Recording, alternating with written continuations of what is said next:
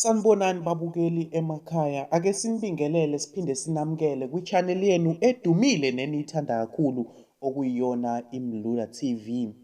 Ake ngithi nje mawuqala nqa ungena kule channel sacela uklikhe usubscribe bese uklikha i-notification bell ukuze thina njalo uma sifaka ivideo entsha okanye i-audio entsha kube wena oyithola kuqala. Uyazi-ke nawe mbukeli kuphi nakuphi la kufinyelela khona le video ukuthi thina lapha eMlula TV asicucuzi, sikulethela izindaba ezishisayo nezivutha amalangabi.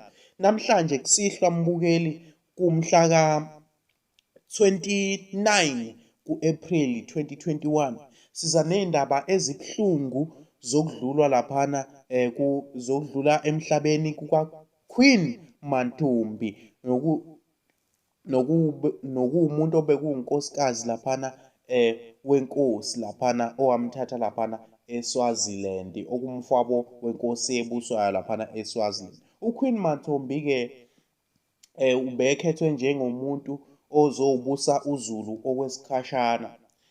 Kuthiwa-ke uQueen Mantfombi ungenise esibhedlela nje akuphelanga ngisho iy'nsuku ey'ngaki njengoba sokubikwa ukuthi usedlulile emhlabeni osukwini namhlanje. Lezo-ke iy'ndaba ezimbi kakhulu ney'ngezinhle laphana esizweni sakaZulu nasemndenini wonke kaKing Goodwill Zwelithini kaBhekuzulu. Kuthiwa-ke laphana uQueen Mantfombi wabekwa njengombusi wesikhashana njengoba kusalindeleke ukuthi kukhethwe inkosi laphana elandelayo. Kuthiwa-ke lokhu kwakushiwo yiyona inkosi laphana uGoodwill Zwelithini kaBhekuzulu ukuthi uzoba ibamba ngenkathi-ke kusazobekwa inkosi elandelayo. Kuthiwa lokho kwakubhale kuwili yakhe laphana uKing Goodwill Zwelithini, konke nomuntu ozobusa ozomlandela ekubeni inkosi wayebhalwe khona laphana kuwili.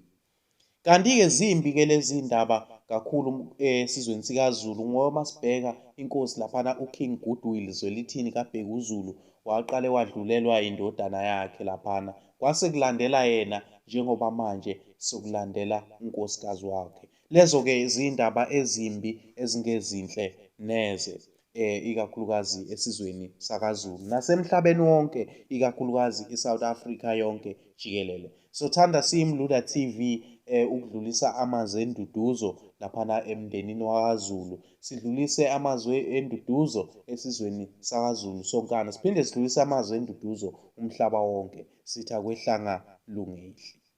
Siyabonga.